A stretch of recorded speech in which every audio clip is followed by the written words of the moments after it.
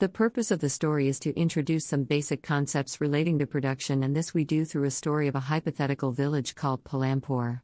Farming is the main activity in Palampur, whereas several other activities such as small-scale manufacturing, dairy, transport, etc. are carried out on a limited scale. These production activities need various types of resources, natural resources, man-made items, human effort, money, etc. As we read through the story of Palampur, we will learn how various resources combine to produce the desired goods and services in the village. Introduction: Palampur is well connected with neighboring villages and towns. Raiganj, a big village, is 3 kilometers from Palampur. An all-weather road connects the village to Raiganj and further on to the nearest small town of Shahpur. Many kinds of transport are visible on this road, starting from bullock carts, tongas, bogies, wooden cart drawn by buffaloes, loaded with jaggery, gur, and other commodities, to motor vehicles like motorcycles, jeeps, tractors and trucks. This village has about 450 families belonging to several different castes. The 80 upper caste families own the majority of land in the village. Their houses, some of them quite large, are made of brick with cement plastering. The SCs, Dalits, comprise 1/3 of the population and live in one corner of the village and in much smaller houses, some of which are of mud and straw. Most of the houses have electric connections.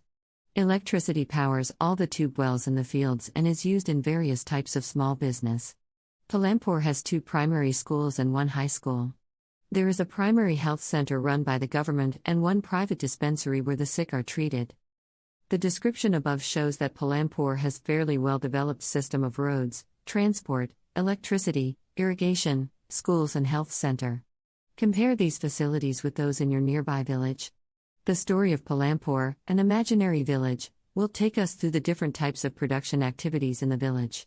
In villages across India, farming is the main production activity. The other production activities, referred to as non-farm activities, include small manufacturing, transport, shopkeeping, etc. We shall take a look at both these types of activities, after learning a few general things about production. Organization of production. The aim of production is to produce the goods and services that we want. There are 4 requirements for production of goods and services. The first requirement is land, and other natural resources such as water, forests, minerals. The second requirement is labor, i.e. people who will do the work. Some production activities require highly educated workers to perform the necessary tasks. Other activities require workers who can do manual work. Each worker is providing the labor necessary for production. The third requirement is physical capital, i.e. the variety of inputs required at every stage during production. What are the items that come under physical capital? A. Tools, machines, buildings. Tools and machines range from very simple tools such as a farmer's plow to sophisticated machines such as generators, turbines, computers, etc. Tools, machines, buildings can be used in production over many years, and are called fixed capital. B. Raw materials and money in hand. Production requires a variety of raw materials such as the yarn used by the weaver and the clay used by the potter. Also, some money is always required during production to make payments and buy other necessary items. Raw materials and money in hand are called working capital. Unlike tools, machines and buildings, these are used up in production. There is a fourth requirement too. You will need knowledge and enterprise to be able to put together land, labor and physical capital and produce an output either to use yourself or to sell in the market.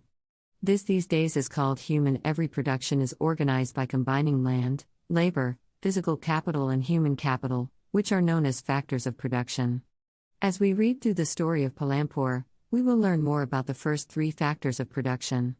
For convenience, we will refer to the physical capital as the capital in this chapter. Farming in Palampur. 1. Land is fixed. Farming is the main production activity in Palampur. 75% of the people who are working are dependent on farming for their livelihood. They could be farmers or farm laborers. The well-being of these people is closely related to production on the farms. But remember that there is a basic constraint in raising farm production. Land area under cultivation is practically fixed. Since 1960 in Palampur, there has been no expansion in land area under cultivation. By then, some of the wastelands in the village had been converted to cultivable land. There exists no further scope to increase farm production by bringing new land under cultivation. 2. Is there a way one can grow more from the same land? In the kind of crops grown and facilities available, Palampur would resemble a village of the western part of the state of Uttar Pradesh. All land is cultivated in Palampur. No land is left idle. During the rainy season, Kharif, farmers grow jowar and bajra. These plants are used as cattle feed. It is followed by cultivation of potato between October and December. In the winter season, rabi, fields are sown with wheat.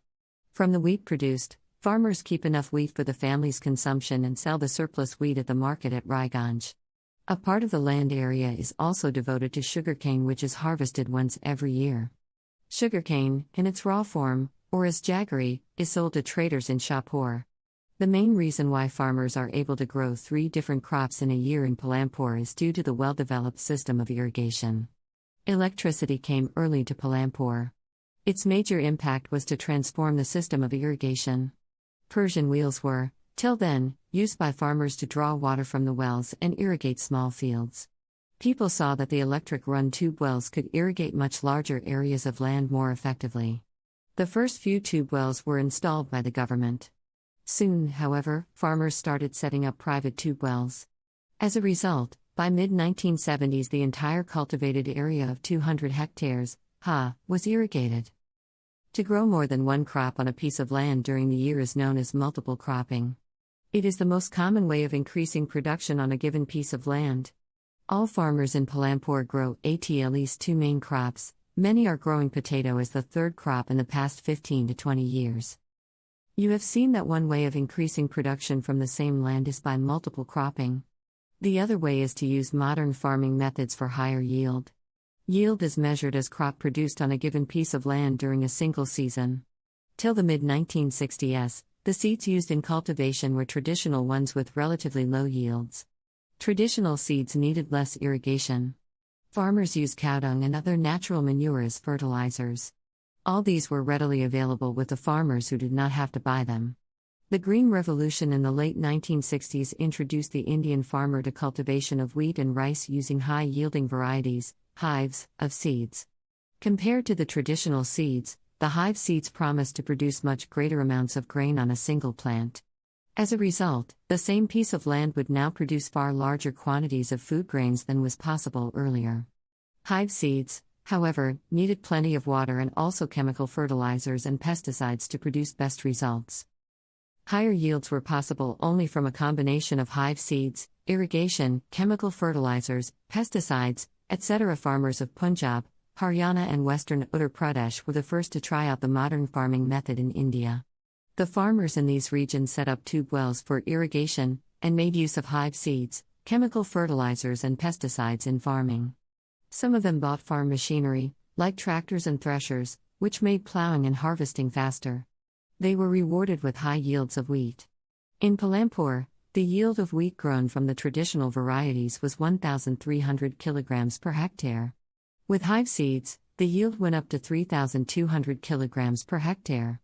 There was a large increase in the production of wheat. Farmers now had greater amounts of surplus wheat to sell in the markets. 3. Will the land sustain? Land being a natural resource, it is necessary to be careful in its use. Scientific reports indicate that the modern farming methods have overused the natural resource base. In many areas, green revolution is associated with the loss of soil fertility due to increased use of chemical fertilizers. Also, continuous use of groundwater for tube well irrigation has led to the depletion of the water table. Environmental resources, like soil fertility and groundwater, are built up over years. Once destroyed, it is very difficult to restore them. We must take care of the environment to ensure future development of agriculture. 4. How is land distributed between the farmers of Palampur? You must have realized how important land is for farming. Unfortunately, not all the people engaged in agriculture have sufficient land for cultivation. In Palampur, about 1/3 of the 450 families are landless, i.e. 150 families, most of them Dalits, have no land for cultivation. Of the remaining families who own land, 240 families cultivate small plots of land less than 2 hectares in size. Cultivation of such plots doesn't bring adequate income to the farmer family. You can see the large number of small plots scattered around the village in the picture. These are cultivated by the small farmers. On the other hand, more than half the area of the village is covered by plots that are quite large in size. In Palampur, there are 60 families of medium and large farmers who cultivate more than 2 hectares of land. A few of the large farmers have land extending over 10 hectares or more. 5. Who will provide the labor? After land, labor is the next necessary factor for production. Farming requires a great deal of hard work. Small farmers along with their families cultivate their own fields. Thus, they provide the labor required for farming themselves. Medium and large farmers hire farm laborers to work on their fields. Farm laborers come either from landless families or families cultivating small plots of land. Unlike farmers, farm laborers do not have a right over the crops grown on the land. Instead, they are paid wages by the farmer for whom they work. Wages can be in cash or in kind, for example, crop. Sometimes laborers get meals also. Wages vary widely from region to region, from crop to crop, from one farm activity to another, like sowing and harvesting. There is also a wide variation in the duration of employment. A farm laborer might be employed on a daily basis, or for one particular farm activity like harvesting, or for the whole year. Dalla is a landless farm laborer who works on daily wages in Palampur. This means he must regularly look for work. The minimum wages for a farm laborer set by the government is 300 rupees per day, March 2019, but Dalla gets only 160 rupees. There is heavy competition for work among the farm laborers in Palampur, so people agree to work for lower wages. Dalla complains about his situation to Ramkali, who is another farm laborer. Both Dalla and Ramkali are among the poorest people in the village. 6. The capital needed in farming. You have already seen that the modern farming methods require a great deal of capital, so that the farmer now needs more money than before. 1. Most small farmers have to borrow money to arrange for the capital. They borrow from large farmers or the village moneylenders or the traders who supply various inputs for cultivation. The rate of interest on such loans is very high. They are put to great distress to repay the loan. 2. In contrast to the small farmers, the medium and large farmers have their own savings from farming. They are thus able to arrange for the capital needed. How did these farmers have their own savings? You shall find the answer in the next section. Among the 3 factors of production, we found that labor is the most abundant factor of production. There are many people who are willing to work as farm laborers in the villages, whereas the opportunities of work are limited. They belong to either landless families or they are paid low wages and lead a difficult life. In contrast to labor, is a scarce factor of production. Cultivated land area is. Moreover, even the existing land is distributed, equally/unequally, among the people engaged in farming. There are a large number of small farmers who cultivate small plots of land and live in conditions not much better than the landless farm laborer. To make the maximum use of the existing land, farmers use and. Both these have led to increase in production of crops. Modern farming methods require a great deal of. Small farmers usually need to borrow money to arrange for the capital, and are put to great distress to repay the loan. Therefore, capital too is a scarce factor of production, particularly for the small farmers. Though both land and capital are scarce, there is a basic difference between the 2 factors of production. Is a natural resource, whereas is man-made. It is possible to increase capital, whereas land is fixed. Therefore, it is very important that we take good care of land and other natural resources used in farming. 7. Sale of surplus farm products. Let us suppose that the farmers have produced wheat on their lands using the 3 factors of production. The wheat is harvested and production is complete. What do the farmers do with the wheat? They retain a part of the wheat for the family's consumption and sell the surplus wheat. Small farmers like Savita and Gobind's sons have little surplus wheat because their total production is small, and from this a substantial share is kept for their own family needs. So it is the medium and large farmers who supply wheat to the market. In the picture 1.1, you can see the bullock cart streaming into the market, each carrying loads of wheat. The traders at the market buy the wheat and sell it further to shopkeepers in the towns and cities. Taipal Singh, the large farmer, has a surplus of 350 quintals of wheat from all his lands. He sells the surplus wheat at the Raiganj market and has good earnings. What does Taipal Singh do with his earnings? Last year, Taipal Singh had put most of the money in his bank account. Later he used the savings for lending to farmers like Savita who were in need of a loan. He also used the savings to arrange for the working capital for farming in the next season. This year Taipal Singh plans to use his earnings to buy another tractor. Another tractor would increase his fixed capital. Like Taipal Singh, other large and medium farmers sell the surplus farm products. A part of the earnings is saved and kept for buying capital for the next season. Thus, they are able to arrange for the capital for farming from their own savings. Some farmers might also use the savings to buy cattle, trucks, or to set up shops. As we shall see, these constitute the capital for non-farm activities. Non-farm activities in Palampur. We have learnt about farming as the main production activity in Palampur. We shall now take a look at some of the non-farm production activities. Only 25% of the people working in Palampur are engaged in activities other than agriculture. 1. Dairy. The other common activity. Dairy is a common activity in many families of Palampur. People feed their buffaloes on various kinds of grass and the jowar and bajra that grows during the rainy season. The milk is sold in Raiganj, the nearby large village. 2 traders from Shahpur town have set up collection-cum-chilling centers at Raiganj from where the milk is transported to faraway towns and cities. 2. An example of small-scale manufacturing in Palampur at present. Less than 50 people are engaged in manufacturing in Palampur. Unlike the manufacturing that takes place in the big factories in the towns and cities, manufacturing in Palampur involves very simple production methods and are done on a small scale. They are carried out mostly at home or in the fields with the help of family labor. Rarely are laborers hired. 3. The shopkeepers of Palampur. People involved in trade, exchange of goods, are not many in Palampur. The traders of Palampur are shopkeepers who buy various goods from wholesale markets in the cities and sell them in the village. You will see small general stores in the village selling a wide range of items like rice, wheat, sugar, tea, oil, biscuits, soap, toothpaste, batteries, candles, notebooks, pen, pencil, even some cloth. A few of the families whose houses are close to the bus stand have used a part of the space to open small shops.